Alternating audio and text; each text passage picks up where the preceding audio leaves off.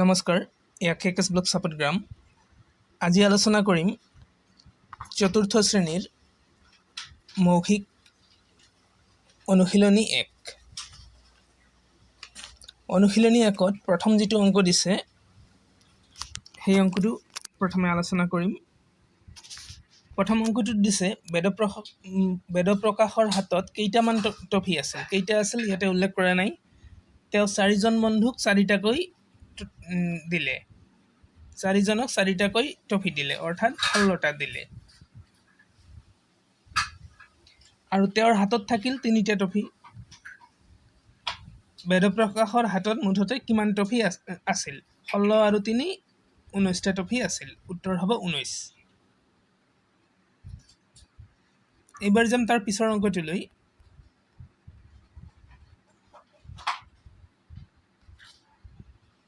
8, 7 আৰু 9। 8, 7, 9 এই তিনিটা সংখ্যাৰে তুমি 8, 7, 9 আৰু 9, 8, 7 সংখ্যা দুটা লিখিছা। এতিয়া তৃতীয় সংখ্যাটো কি হ'ব? উত্তৰ তৃতীয় সংখ্যাটো হ'ব 7, 9, 8। তাৰ পিছৰ অংকটো দিছে কোনো এটা সংখ্যাৰ লগত 8 যোগ কৰিলে সংখ্যাটোৰ দুগুণ হয়। সংখ্যাটো কি? 8 যোগ কৰিলে সংখ্যাটোৰ 2 গুণ হয়। 8 আৰু 8 যদি আমি যোগ কৰোঁ তেন্তে আমি পাম 16, আৰু 8ক যদি 8 2 গুণ কৰোঁ তেন্তে আমি উত্তৰ পাম 16, অৰ্থাৎ উত্তৰটো হ'ব 8। 3 নং প্ৰশ্নৰ উত্তৰ 8। এয়া হ'ল 3 নং প্ৰশ্নৰ উত্তৰ। 4 নং প্ৰশ্নত দিছে 25 আৰু 50ৰ ভিতৰত এনে এটা সংখ্যা বাছি উলিওৱা যিটো সংখ্যাক 2, 3 আৰু 5ৰে ভাগ কৰিলেও ভাগশেষ নাথাকে। 25 আৰু 50ৰ ভিতৰত এটা এনেকুৱা সংখ্যা হ'ব লাগিব যিটোক আমি 2, 3, 5ৰে হৰণ কৰিব পাৰোঁ। ধৰি ল'লোঁ মই 40, এইটো মই ধৰি লৈছোঁ। 40ক যদি আমি 2ৰে হৰণ কৰিব পাৰিম। 2ৰে হৰণ কৰিলে 2 20 গুণ 40। 40ক যদি আমি 3ৰে হৰণ কৰিবলৈ যাওঁ তেন্তে পাৰিম নে নাই সেয়া দেখুৱাই আছোঁ। 40ক 3ৰে হৰণ কৰিম। 3 1 গুণ 3, 1 নামিল 10, 3 3 গুণ 9, বাকী থাকিল 1, অৰ্থাৎ ভাগশেষ 1 থাকিল, অৰ্থাৎ আমি নোৱাৰিলোঁ। সেয়ে উত্তৰ 40 নহ'ব। তেন্তে উত্তৰটো কি হ'ব মই কৈ আছোঁ। উত্তৰটো হ'ব 30, কাৰণ 30ক আমি যদি 2ৰে হৰণ কৰোঁ তেন্তে 15 পাম, 3ৰে হৰণ কৰিলে 10 পাম, আৰু 5ৰে হৰণ কৰিলে 6 পাম, অৰ্থাৎ 15 2 গুণ 30, 3 10 গুণ 30 আৰু 5 6 গুণ 30, উত্তৰ হ'ব 30। তাৰ পিছৰ অংকটোত দিছে এডাল বাঁহত পৰুৱা এটা বগাইছে। পৰুৱাটোৱে 1 মিনিটত বাঁহডালত 3 চেণ্টিমিটাৰ ওপৰলৈ বগাই যায়, কিন্তু পুনৰ পিছলৈ 2 চেণ্টিমিটাৰ তলত নামি আহে। গতিকে 2 চেণ্টিমিটাৰ বগাই ওপৰলৈ উঠিবৰ বাবে কিমান সময়ৰ প্ৰয়োজন হ'ব? প্ৰয়োজন হ'ব 40 ছেকেণ্ড সময়ৰ। তাৰ পিছৰ অংকটোৰ উত্তৰ হ'ব গ নম্বৰটো 497 আৰু 223।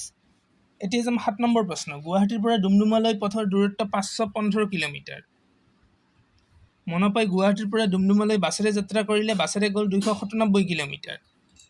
515ৰ ভিতৰত 297 কিলোমিটাৰটো বাছেৰে গ'ল, আৰু তাৰপিছত বাছখন ৰাখি দিলে ভাত খোৱাৰ কাৰণে। এতিয়া ডুমডুমা পাবলৈ আৰু কিমান বাকী থাকিল? এতিয়া আমি বিয়োগ কৰিলে অংকটোৰ উত্তৰ পাম।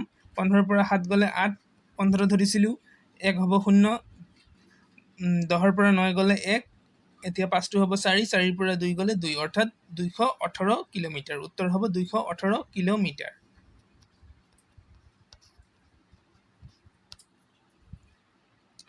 এতিয়া তাৰ পিছৰ অংকটোলৈ যাম।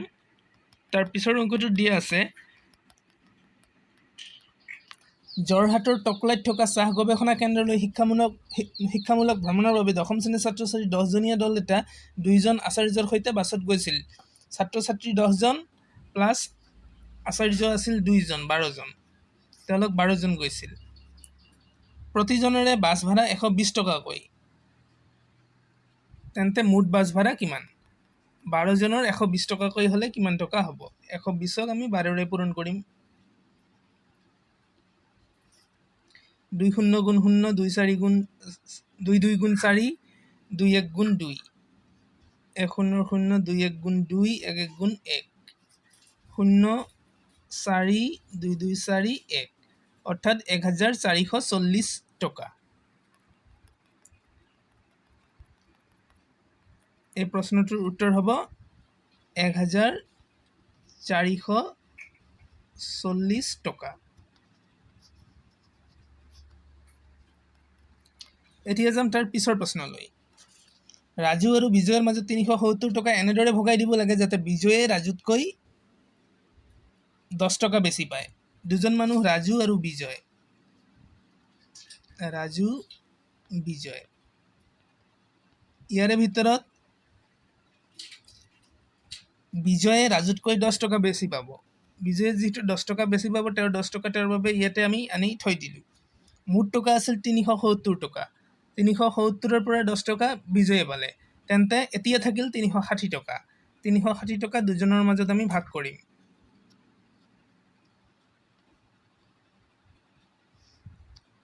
দুই 1 গুণ 2 1 নামিল, 8 2 গুণ 16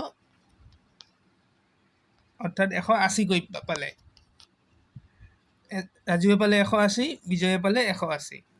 তেতিয়াহ'লে আমি তেওঁলোকৰ টকাৰ পৰিমাণটো লিখিম এতিয়া। ৰাজুৱে পালে 180 টকা আৰু বিজয়ে আগতে 10 টকা পাইছিল, এতিয়া আকৌ 180 টকা পালে। 180 আৰু 10 190 টকা পালে।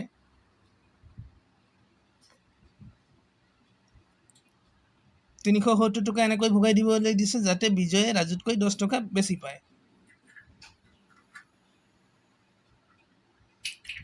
360 আধা আমি পালোঁ 180, 180 আৰু 10 190। বিজয়ে পাব 190 টকা। উত্তৰ হ'ব 190 টকা। এতিয়া যাম তাৰ পিছৰ অংকটোলৈ।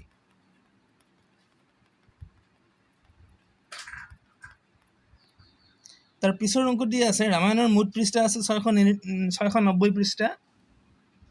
তাৰে ভিতৰত মৃন্ময়ে পঢ়িলে 370 পৃষ্ঠা আৰু কিমান পৃষ্ঠা পঢ়িলে তেওঁ সম্পূৰ্ণ কৰিব পাৰিব। অৰ্থাৎ বাকী কিমান আছে এয়া বিয়োগ কৰিলে আমি পাম। 9ৰ পৰা 7 গ'লে 2, 6ৰ পৰা 3 গ'লে 3, 320 পৃষ্ঠা। উত্তৰ হ'ব 320 পৃষ্ঠা।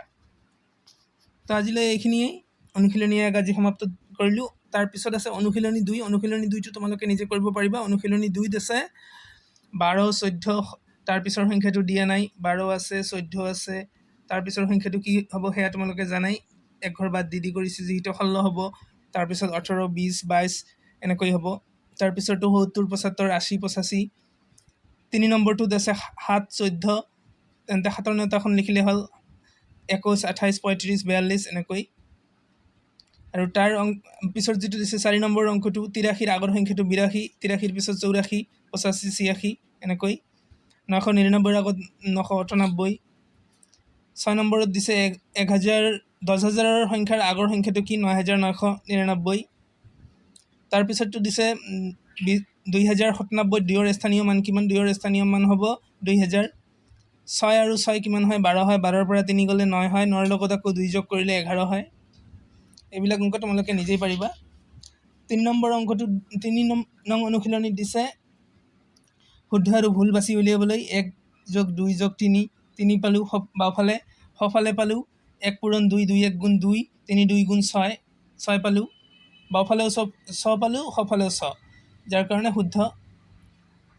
তাৰপিছৰ অংকটোত দিছে বাওঁফালে 5 যোগ 4, 5 4, 5 যোগ 4 যোগ 6, 5 4 4 9, 9 আৰু 6 15 আৰু সোঁফালে আমি পালোঁ 6, 5 পূৰণ 4, 4 5 গুণ 20, 6 2 গুণ 12, 120। অৰ্থাৎ অংকটো ভুল হ'ল। ঠিক তেনেকৈ বাকী অংকবিলাকো তোমালোকে কৰিবা। অনুশীলনী 3ত আছে পূৰণ ধৰণৰ অংক, এইবিলাকো তোমালোকে পাৰিবাই। অনুশীলনী 3, 4ত দিছে এই চিহ্নবিলাক বহুৱাবলৈ ডাঙৰ সংখ্যাটোৰ ফালে মুখ মেলি থাকিব। সংখ্যাবিলাক পূৰণ কৰি কোনটো ডাঙৰ সংখ্যা পালা সেইটো কৰিলা। যেনেকুৱা প্ৰথম সংখ্যাটোত দিছে 6 16 গুণ, 6 16 গুণ কিমান হয় সেইটো আগত বাহিৰ কৰিবা। 8 12 গুণ কিমান হয় সেয়া বাহিৰ কৰিবা। 8 12 96 হয়, 6 16 96 হয়, যাৰ কাৰণে ইয়াতে সমান চিহ্ন বহিব। 2 নম্বৰত দিছে 4 9 গুণ 4 নং 36 36ৰ পৰা 6 বিয়োগ দিছে 30 আৰু 3 নং 36 তেন্তে কোনটো ডাঙৰ হ'ল যিটো ডাঙৰ সংখ্যা সেইটোৰ ফালে মুখখন মেলি দিবা যেনে এটা অংক দিছে 3 যোগ 9 আৰু এইফালে দিছে 3 পূৰণ 9 3 9 গুণ 27 পাম আমি আৰু 9 ৰ লগত 3 যোগ কৰিলে 12 পাম তেন্তে ডাঙৰ হ'ল 27 27ৰ ফালে মুখ মেলিব এইবিলাক অংক তোমালোকে নিজে কৰিবা তাৰপিছত অনুশীলনী 5ত দিছে যোগ অংক বিয়োগ অংক এইবিলাকতো পাৰিবাই যোগ বিয়োগ পূৰণ হৰণ কিবা নাজানা থাকিলে কমেণ্ট কৰি জনাবা মই সেইটো বুজাই দিম অনুশীলনী 6ত আছে চমুকৈ যোগফল উলিওৱা চমুকৈ যোগফল উলিওৱাৰ এটা নিয়ম আছে সেই নিয়মটো তোমালোকক মই দেখুৱাই দি আছোঁ যদি ধাৰাবাহিকভাৱে 1 2 3 এনেকৈ থাকে 1 যোগ 2 যোগ 3 এনেকৈ 12 লৈকে দিয়া আছে তেন্তে 12 আৰু 13 পূৰণ কৰিবা কৰি সংখ্যাটোক 2 ৰে হৰণ কৰিলে উত্তৰটো পোৱা যাব 3 2 গুণ 6 3 1 গুণ 3 2 1 2 1 1 গুণ 1 6 3 2 5 156 এতিয়া 156ক যদি আমি 2 ৰে হৰণ কৰোঁ 7 2 গুণ 14 1 নামিল 16 8 2 গুণ 16 উত্তৰ হ'ব 78 এইটো হ'ল উত্তৰ বাকি অংকবিলাকৰো কিছুমান নিয়ম আছে নিয়মবিলাক মই নেক্সট যেটো ভিডিঅ' বনাম তাতে অনুশীলনী 6 আৰু অনুশীলনী 7ৰ অংকবিলাক দেখুৱাই দিম তো আজিলৈ এইখিনিয়ে চেনেলটো সাবস্ক্ৰাইব কৰি ৰাখিবা লগতে লাইক কমেণ্ট আৰু শ্বেয়াৰ কৰিবা কিবা নুবুজা থাকিলে কমেণ্ট কৰি জনাবা বন্ধু বান্ধৱীকো জনাবা ভিডিঅ'টোৰ বিষয়ে তো আজিলৈ এইখিনিয়ে নমস্কাৰ